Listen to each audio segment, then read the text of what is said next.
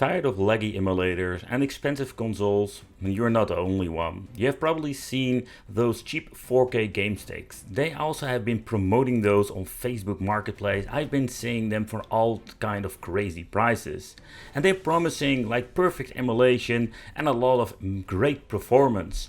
However, if you're going to be deep diving into these 4K game sticks that we're going to be doing today, you will find the truth about these devices.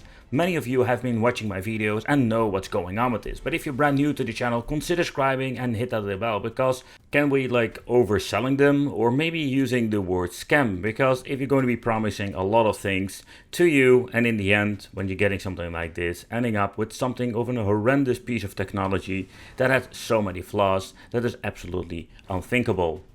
You won't believe what happens if you're going to be trying to run classic games on this new 4K Chinese game stick.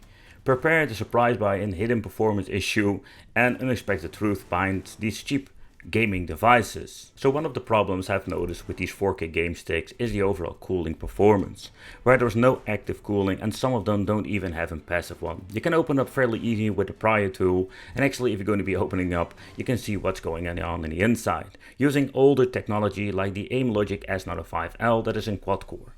With this particular model, this new X2, they implement a cooling method, but that's actually it. And you can see that this thing is fairly easily removed, and then we're going to be having the chipset and specifications. You can actually look it up, the S905L. So beside having a blank SD card that get corrupted, these things are getting really hot. So even if the SD card survives, the question remains, how long will this PCB survive due of the heat issue?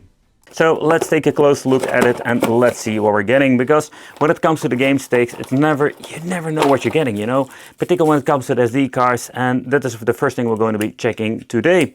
And again, they're having these very horrible SD cards, and one of the things you should do is like make them back up instantly. If you don't do that, you're just going to be using it. It's possible after a couple of attempts it's going to be stop working. So the overall design itself, we can remove the cap, we can plug it in, but that's it. So underneath we're finding the USB dongle. This is going to be for the controllers, having one dongle, two controllers, and for the power for the device we're going to be having a micro USB. So we have a little bit of more grip going on over here. The comfortability there absolutely like improved. I really like it.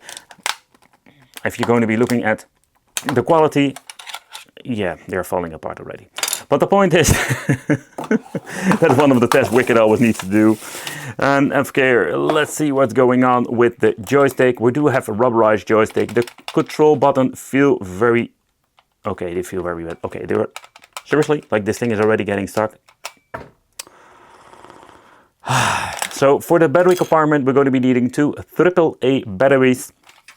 There's no on and off switch. I don't know if this thing is automatically configured to play 1 or play 2 if you're going to be booting it up. But coming back to, let's say, the games we can actually play, there's a lot of stuff that is actually set up, or at least you think it is. So if you're going to be booting up games like a PC Engine, there will be a fix for it, and maybe you can mess around with the menu, but I just wanted to see out of the box if you're going to be booting up. In other words, it doesn't boot up. And this is a lot of stuff that actually happens with these 4K game stick, with the over-promising and a lot of shenanigans that comes with it. Where a lot of basic stuff normally works fine, I just wanted to see what's going on with some N64 Sega Dreamcast. With these new improvements, you would expect to have overall better performance, but surprisingly is not going to be any better than the previous model. Where some of the games are actually playable, I noticed a lot of frame dips and a lot of problems. But the weird thing is they did manage to get some N64 games to work properly to the point that it's actually enjoyable. So, but don't get me wrong, N64 it's still a big problem, and where some of the game stick even removed the full N64 section collection, they didn't with this particular X2 edition, resulting in having an overall really bad overall performance, where in GoldenEye is kind of playable, but you can see a lot of glitching, and the overall fun experience you had back in the day is completely ruined by the poor emulation. But what is a positive thing is that we can actually play this game with the controller, because everything has been set correctly. And the setup, that is another thing with the controllers, how many times I couldn't play GoldenEye due to the horrible controller configuration. But there you have it, there are many different games to actually play on the 4K game stick, and while they overpromise in many different ways, there is still a lot of stuff actually playable, with having an overall good performance with PlayStation 1, but they're still running at a native resolution, and that's not going to be an overall fun experience if you're going to end up playing this on a modern television, because a lot of us do have bigger televisions like 40 inches, and if you're going to be plugging the stick in, it's going to be looking absolutely hideous.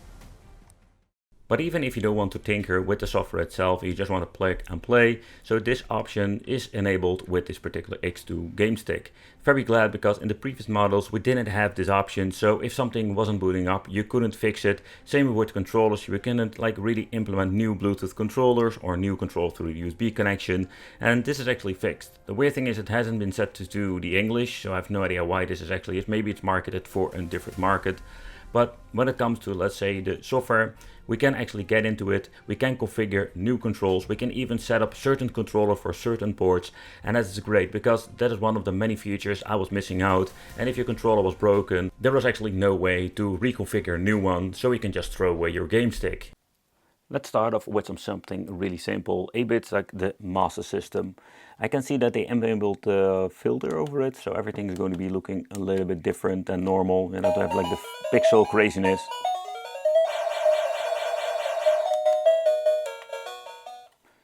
But let's get into the game, and you can already hear there is no really big problem when it comes to the overall audio quality. Okay, so I needed to know which button actually to choose. Okay.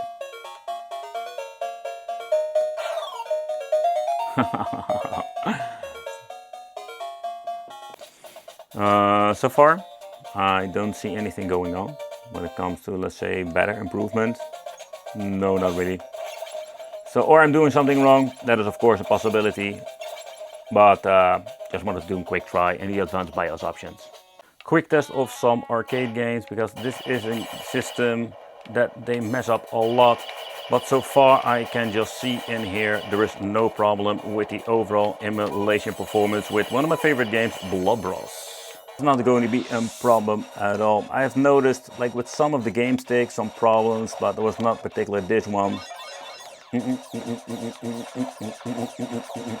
But when it comes to actually the gameplay in general, I must say that when it most comes to the 8-bit, 16-bit stuff, yeah, Sega 32X, but also Sega CD, those systems, if everything is configured correctly, they will run just fine, and they are kinda enjoyable. However, the controller also is a little bit of a low quality most of the time, so in my opinion, if you want to have like the full ultimate retro experience, maybe it's better even to get yourself like an 8-bit controller or something of a really nice quality one and configure and connect that to have at least a little bit of a decent, let's say, retro overall experience.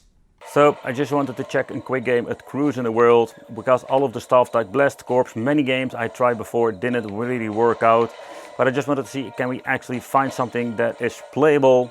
The same situation like with the PlayStation Portable, and it seems to be that there are actually games this way configured that they're actually playable on this cheap game stick. So yeah, it is actually possible. So yeah, I think it's absolutely an amazing system with many good titles. It's run on native resolution, meaning that it's going to be pixelated. I wouldn't really recommend testing this out on like a 55-inch television, because that is not going to be the nostalgia trip you're going to be having. It's going to be looking absolutely hideous. But so far, you can actually see, performance-wise, this is just great. With some Need for Speed.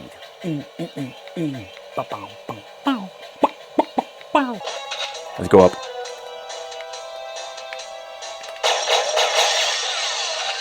But getting through the game, it's interesting. You can see like it's glitching like crazy, but it is playable to a certain point. So at this point, it's very easy to actually navigate through the menu. So I just put in the batteries, it automatically turns on and configures with, let's say, the device itself. So what you can actually see that we do have all kinds of different systems. So take consideration that a lot of, let's say, devices are not 100% compatible. For example, N64 is going to be a problem, because these are like really low powered game sticks. So, but we can actually play some 8-bit, 16-bit or some handhelds like Game Boy Advance. And that's what I'm going to be focusing on. I will do some testing, but I also want to focus on what's going on. So it's kind of cool to actually have some Sega 32X. And they did put a lot of effort in, let's say, the overall design of, let's say, the menu. Everything looks very cool with just a screenshot. So, but when it comes to, let's say, the menu, you can press select and start over here. And here you can actually see you having BIOS settings, 1 key back BIOS, and all kinds of wicked things. And the language, yeah, this is not English at all. It's still put on, I think it's Chinese. The conclusion is that they're overpromising, and that is something that happens all the freaking time. But that's the reason why I actually started making these videos, to showcase what's actually going on with a 4K game stick.